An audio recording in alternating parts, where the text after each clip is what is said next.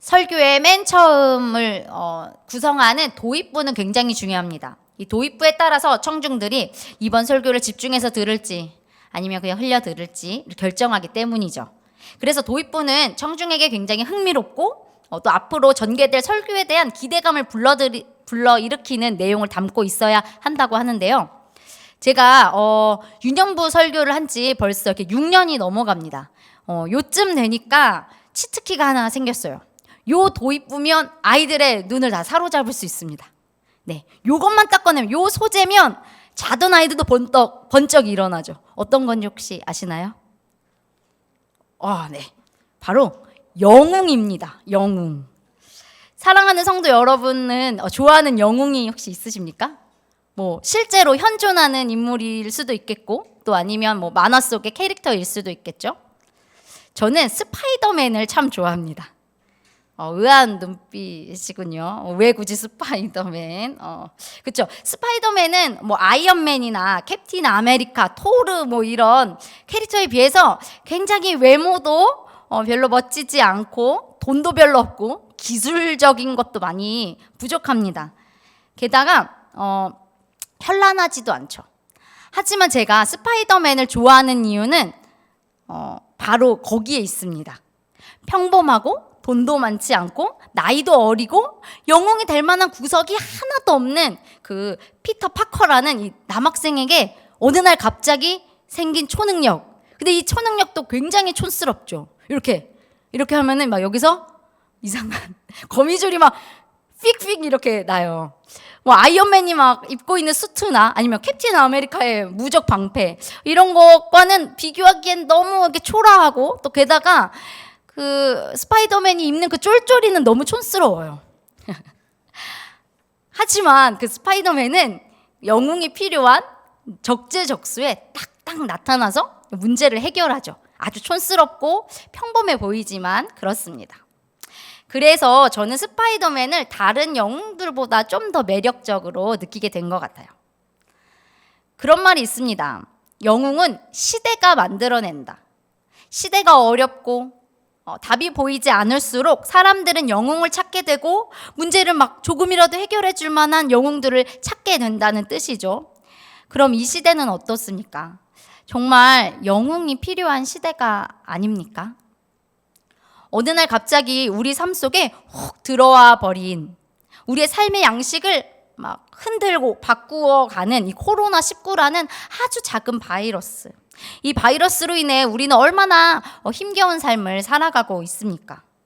마음 편히 어디 한번 놀러 가지도 못하고 사랑하는 사람들을 만나러 편히 떠나지도 못합니다. 더운 날씨 속에서도 이 마스크로 우리의 호흡기를 꽁꽁 감싸야 하죠. 숨이 턱턱 막히고 머리가 핑 어지러워도 우리는 참고 견뎌내야만 합니다. 사실 어른들이 마스크를 쓰는 건 그럭저럭 그래 참을만 하지라고 생각할 수도 있으실 텐데요. 저는 아이들을 볼 때면 너무 마음이 아파요. 저의 둘째 딸 예소미는 3살입니다.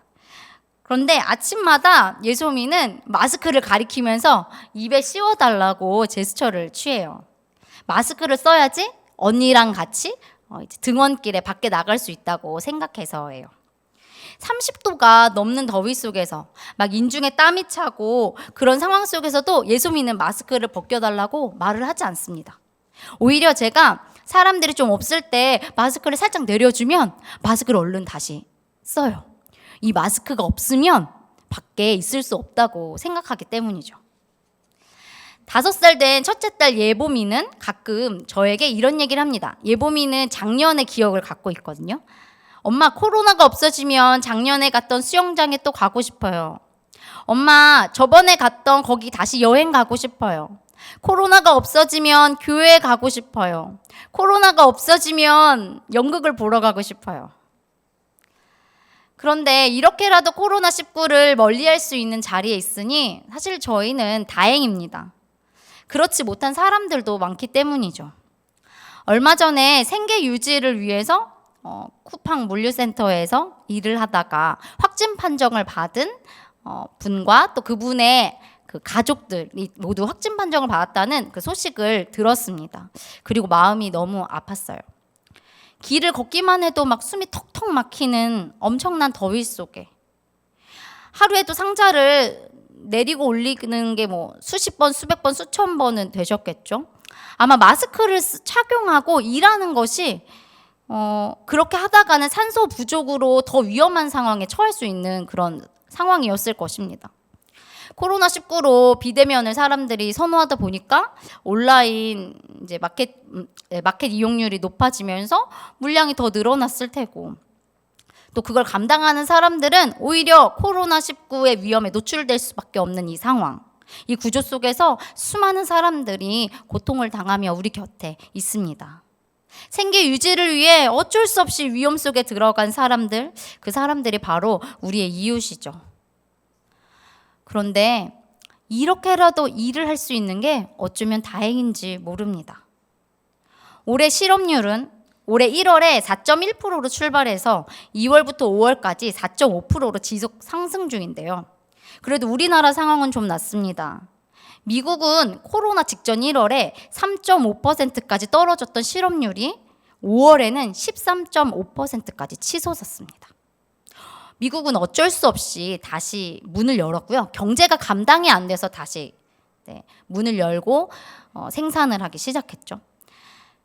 겨우 6월에는 11.1%까지 실업률이 떨어지기는 했지만 또다시 감염 위험은 높아져 가고 있습니다. 사람들은 코로나 이후의 삶에 대해서 논하기 시작했습니다. 포스트 코로나. 많은 것들이 변할 것이라고 말합니다. 삶의 양태가 변하며 수많은 직업들이 없어질 거라고 예측합니다. 우리는 불안합니다. 두렵습니다. 현재 지금 이 상황도 어찌할 바를 알지 못해서 우왕좌왕하고 있는데 앞으로의 삶은 얼마나 더 혼란스럽고 어지러울까 걱정스럽습니다.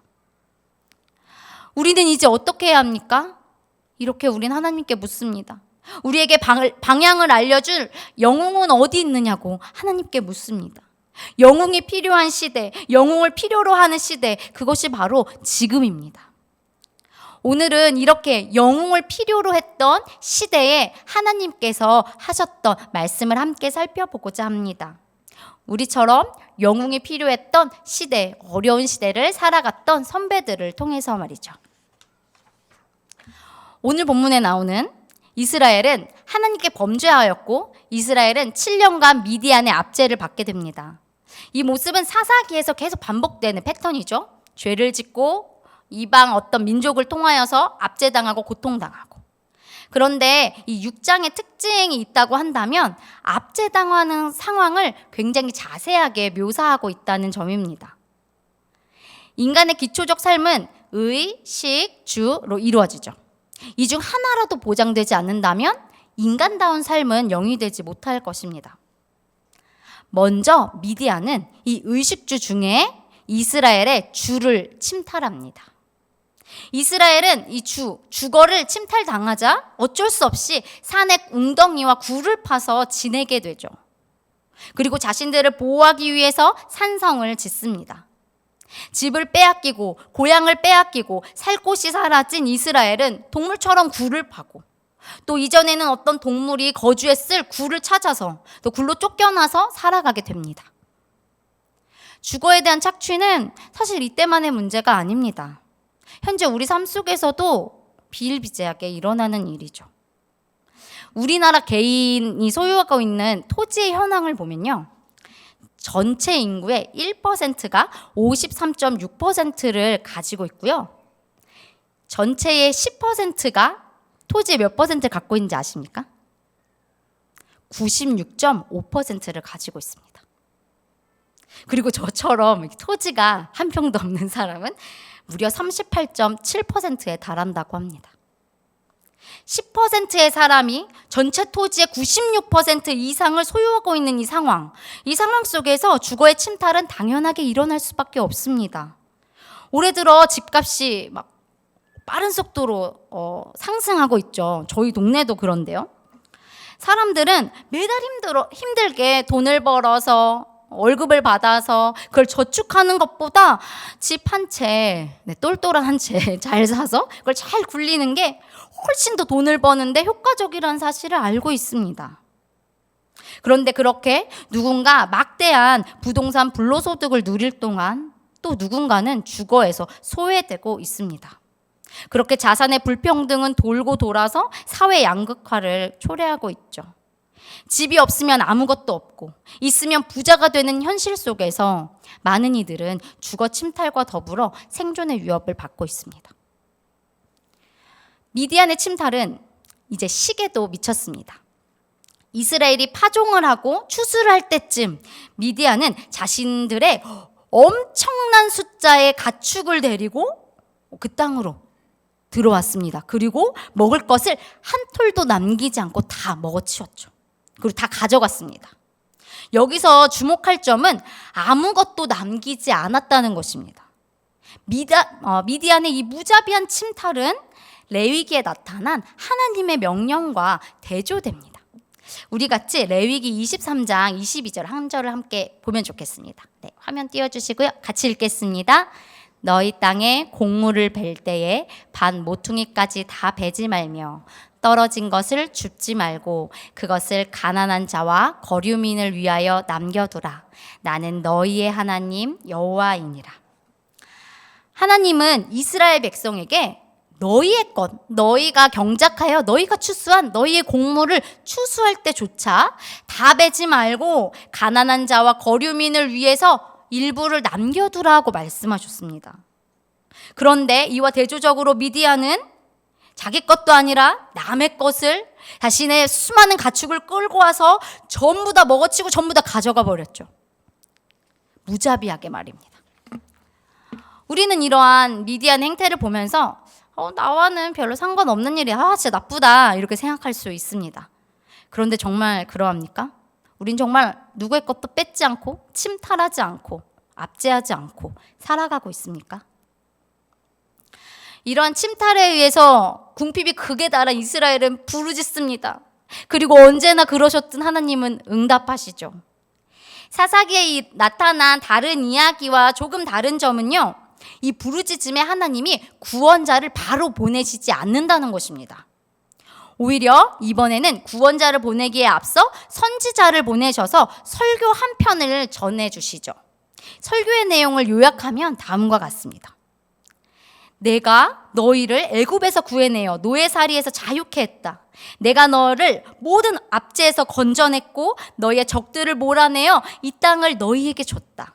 내가 여호와고 너희의 하나님임을. 그래서 나는 너희의 전폭적인 순종을 요구하고 너희의 전폭적인 순종을 나는 받을 자격이 있음을. 나는 너희에게 끊임없이 가르쳤다. 나는 너희에게 이방 신들을 숭배하지 말라고 했다. 그러나 너희는 내 목소리를 듣지 않았다. 하나님은 구원자를 보내시기에 앞서 선지자를 보내 그들에게 이렇게 말씀하십니다. 너희가 왜 이런 시련을 겪고 있는지 그 이유를 알아야 한다. 구원받기 전에 그걸 깨달아야 한다. 이스라엘은 부르짖었지만 부르짖음 속에는 회개가 없었습니다. 그들은 목 놓아서 하나님 도와주세요 라고 외쳤지만 죄에 대한 인식이 없었습니다. 그들은 지난날의 행동을 후회했지만 회개하지 않았습니다. 사랑하는 여러분, 후회와 회개는 공통점을 갖고 있습니다. 지난날의 행동에 대해서 슬퍼하고 고통스러워한다는 공통점을 갖고 있죠. 하지만 이 둘은 완전히 다릅니다. 후회는 죄의 결과에 대한 슬픔일 뿐입니다. 만약 죄의 결과가 나쁘지 않았다면 그들은 슬퍼하지 않았을 것입니다. 자신의 죄가 하나님과의 관계에 무슨 영향을 미치는지 그런 건 관심 없습니다. 그냥 내가 죄를 지어서 나에게 이렇게 안 좋은 일이 생겼네. 그때 그렇게 하지 말았어야 하는데 후회하는 것입니다. 이스라엘 백성은 후회했습니다. 맞다. 하나님께 불순종하면 이렇게 벌 받는데 우리가 또 까먹었어. 또 압제받는다. 너무 힘들어. 당장 먹을 것도 하나도 없잖아. 하나님 도와주세요. 죄 자체에 대한 회개가 아니라 죄의 결과에 대해서 부르짖고 고통스러워한 것이죠. 그러나 회개는 다릅니다. 회개한 사람은 다시 죄의 길로 쉽게 들어서지 못합니다. 철저히 회개한 사람은 죄 자체를 미워하게 돼요. 나의 죄가 얼마나 하나님의 마음을 아프게 했을까를 되뇌이면서 고통스러워해요. 죄는 하나님과의 관계가 끊어짐을 의미합니다. 죄는 예수 그리스도의 십자가를 떠올리게 합니다. 나의 죄 때문에 예수님이 십자가에 달려 고통당하셨구나. 나 때문에 죄가 하나도 없으신 그분이 그 많은 고통과 모욕을 당하셨구나. 죄는 하나님과의 관계 끊어짐을 의미합니다. 그래서 너무 슬픕니다. 내가 죄를 지어서 하나님과 관계가 끊어졌구나. 하나님의 마음을 내가 바로 알지 못하는구나. 말씀을 읽어도 깨닫지 못하는구나. 설교를 들어도 졸립기만 하고 내 인생에 어떤 영향도 주지 않는구나. 그리고 회개는 우리로 하여금 지난 죄에서 벗어나 오히려 기쁨 가운데 거하게 합니다. 죄를 지어서 비록 우리가 하나님과의 관계에 흠집을 냈지만 예수로 인해 우리가 용서를 받았다는 사실을 깨달을 때, 예수님과의 하나님과의 관계가 다시 회복되었다는 걸 느낄 때 우리가 죄로 인해 받고 있는 그 결과들, 그 고통들은 아무것도 아닌 것처럼 느껴지게 되는 것이죠. 맞다. 나 이것보다 더 큰 고통을 받아도 마땅한 사람이었지. 나 정말 저 기어다니는 바퀴벌레만도 못한 사람이지. 내가 그렇게 큰 은혜를 입고도 또 죄를 짓다니. 내가 정말 이렇게 못난 사람인데 예수 그리스도께서 나를 위해 죽으셔서 내가 용서를 받았구나. 그리고 난 이제 죄를 거부할 수 있는 자유를 얻게 되었구나. 그래서 진정한 회개를 한 사람은 사람을 미워하지 않고 죄를 미워합니다. 죄를 지은 자신의 삶을 원망하지 않습니다.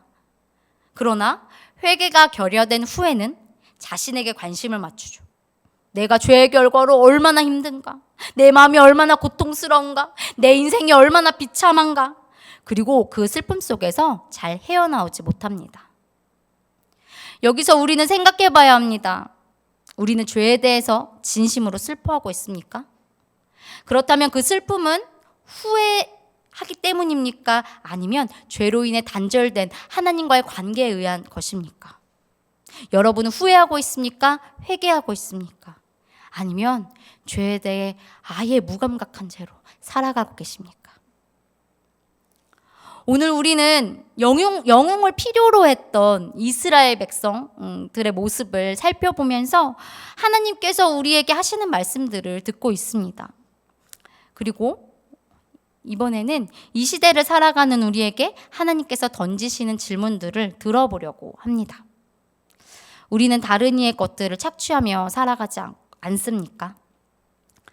우리는 항상 이런 류의 말씀을 읽을 때 나를 피해자 편에 두고 생각하는 경향이 있습니다.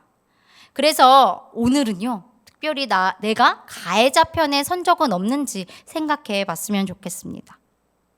하나님은 내가 내 땅에 경작한 나의 수확물조차 다 수확하지 말라고 말씀하시는 분입니다. 이게 하나님 나라의 법이죠. 내가 아무리 노력해서 수확하게 된 결과물이더라도 내 마음대로 주장할 수 있는 내 것이 아니기 때문입니다. 그것은 하나님의 것이죠. 하나님이 토지를 주시지 않았다면, 때에 맞는 기후를 허락하시지 않았다면, 평온히 수확할 수 있도록 안전을 보장해 주지 않았다면 결코 우리는 얻지 못했을 것이기 때문입니다. 그러나 하나님을 알지 못하는 세상은 수확할 수 있을 때 끝까지 얻어내죠. 남의 것을 빼앗을 때조차 남김없이 쓸어갑니다. 무자비하죠. 그 안에는 이웃에 대한 배려나 동정 같은 건 없습니다. 그저 내가 얼마나 더 가져갈 수 있느냐, 내가 얼마나 더 소유할 수 있느냐, 오직 그것에 대한 탐욕뿐입니다. 우린 어떤 자세로 삶을 살아가고 있습니까? 내가 노력하여 얻은 과실들을 보면서 내 것이니까, 내 노력의 산물이니까 내 마음대로 할 수 있다고, 내가 정할 수 있다고, 나에겐 그럴 권리가 충분히 있다고 생각하며 살아가고 있진 않습니까? 그 생각 속엔 하나님의 자리가 있습니까? 그분이 주인 되어 다스리고 있습니까? 우리에게는 생각보다 의도치 않게 남들의 것을 빼앗거나 피해 입히며 살아가는 일이 많이 일어납니다. 나는 그런 적이 없을 것이다 라고 생각하신다면 그건 우리가 얽혀있는 이 복잡한 세상의 이면을 보지 못하기 때문일 것입니다. 우리 사회는 탐욕을 바탕으로 하고 있죠.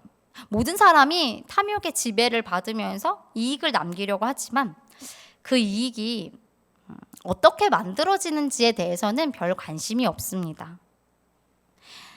아까 말했던 단 몇 달 사이에 아파트 값이 치솟았죠. 제가 사는 동네만 해도 1억 이상이 올랐어요. 다들 내 아파트 가격이 얼마나 올랐을까? 또 얼마나 앞으로 더 오를까에 대해서는 관심을 갖지만 주거비 상승으로 인해서 고통스러워하는 이웃의 소리는 그저 무능한 자의 소음으로 치부해 버립니다. 오른 아파트 가격을 보면서 기뻐하면서 11조를 떼고 각종 헌금을 열심히 내면서 예배 성실하게 참여하면 기독교인으로서 충분한 역할을 한 것일까요? 우리는 소비의 세상에서 살고 있죠. 세상의 수많은 매스컴은 우리에게 더 좋은 것을, 더 비싼 것을, 더 많은 것을 소비해. 그러기 위해서 일하고 견뎌야 해. 라고 계속 얘기하고 있습니다. 소비할수록 우리가 더 행복해질 거야 하는 거짓말을 하고 있죠. 그 결과 우리는 점점 더 많은 물건을 소비하게 되었고 좀 더 값싸게 소비하고 싶어졌습니다. 그 결과 이것은 생산 노동자들의 처우에도 영향을 미쳤죠. 혹시 지금 우리가 입고 있는 이 옷이 어떤 환경 속에서 일하는 노동자들에 의해 만들어졌는지 관심을 가져보신 분이 혹시 이곳에 계시나요? 아니면 그렇게 궁금해하셨던 분들이 혹시 있으신가요? 우리가 매일같이 사용하는 안 갖고 올라왔는데 스마트폰. 이 스마트폰의 배터리의 원료가 되는 것들이 어떤 환경에서 누구에 의해 채굴되는지 혹시 아시는 분 계시나요? 모든 것을 다 알 수는 없습니다. 그리고 안다고 다 어떻게 저희가 대처할 수도 없겠죠. 하지만 우린 지금보다 좀 더 세상에 귀를 기울이고 궁금해해야 합니다. 더 알아야 하죠. 내가 살고 있는 이 세상, 내가 소비하는 이 물건이 어떤 경로로 왔다, 어떤 경로로 가는지에 대해서 우린 좀 더 관심을 가져야 합니다. 그것이 이웃을 지킬 수 있는 일이기 때문입니다.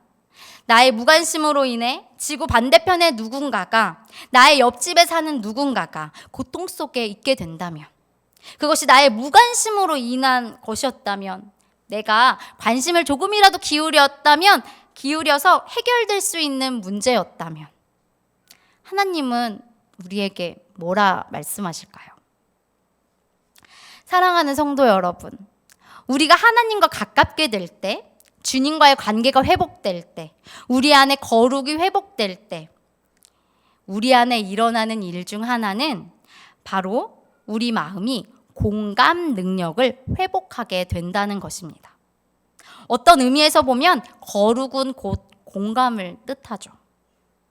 하나님 아버지의 마음을 알게 된다는 건 누군가의 아픔에 충분히 공감할 수 있다는 의미입니다. 주님의 마음을 알게 되면 주님의 마음이 우리의 마음이 되죠.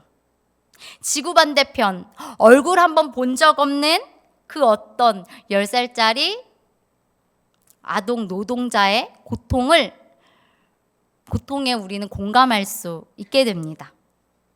기침이 나고 열이 나도 병원 문턱 한번 밟아볼 수 없는 어떤 가난한 이웃의 절망감이 나의 절망이 됩니다. 그동안 열심히 일했음에도 불구하고 갑자기 오른 전세금 때문에 어쩔 수 없이 이사를 준비하는 이웃의 허탈감이 내 것이 됩니다. 두 번째 질문 던지겠습니다. 후회입니까? 회개입니까? 우린 죄인이기 때문에 탐욕은 우리 안에서 자꾸만 새어나옵니다. 우린 죄 가운데 힘없이 휩쓸리는 인간이죠. 그래서 우리는 회개해야 합니다. 그래서 우리에게는 회개가 필요하죠. 죄의 결과를 바라보면서 하는 후회는 우리를 변화시키지 못합니다. 그냥 그 자리에 머물러 있게만 합니다. 우린 또 다시 똑같은 죄를 짓고 또 같은 길을 걸어가게 되죠. 그러나 회개는 우리를 변화시킵니다. 우리가 가보지 못했던 길을 가게 하고 하지 못했던 일을 하게 합니다. 우리의 전 인격을 바꿉니다. 우리의 성품을 바꾸고 우리의 말을 바꾸고 우리의 얼굴을 바꾸고 우리의 자세와 태도를 바꿉니다. 하나님과의 관계 단절에 대한 깊은 슬픔은 우리의 마음을 바꾸죠. 처참한 죄인이었던 우리를 구원해 주신 예수 그리스도의 사랑을 깊이 깨닫고 묵상하는 일은 우리의 관심을 내 안에 탐욕해서 세상, 이웃에게로 향하게 합니다. 이 시간 우리 사랑하는 성도 여러분께 하나님께서 어떤 마음들을 주셨나요? 이 시간을 통해 우리 같이 하나님 아버지의 마음을 회복하는 일들이 우리 안에서 일어나기를 소망합니다. 여기에 있는 분들 한 분 한 분 얼굴을 보며 정말 축복하며 소망하며 말씀드리고 싶습니다. 사랑하는 성도 여러분, 여러분을 통해서 이 세상이 조금 더 하나님 나라에 가까워졌으면 좋겠습니다.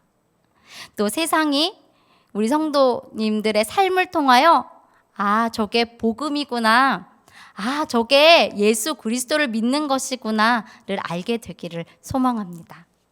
이 시간 주님께서 우리에게 건네어 주신 마음들을 생각하며 함께 찬양하며 나아가겠습니다.